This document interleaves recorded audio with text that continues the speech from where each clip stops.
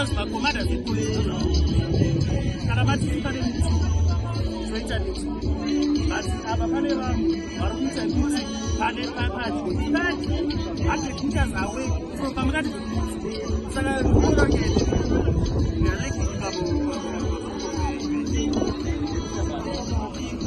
aiwa they also bearers mouse bearers rikana vanhu vari kuita miti mauswana ungaungama vanhu vangani zvinosungisa kuungana isina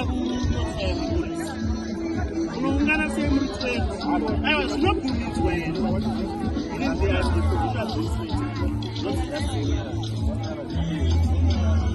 uku kwakungopungura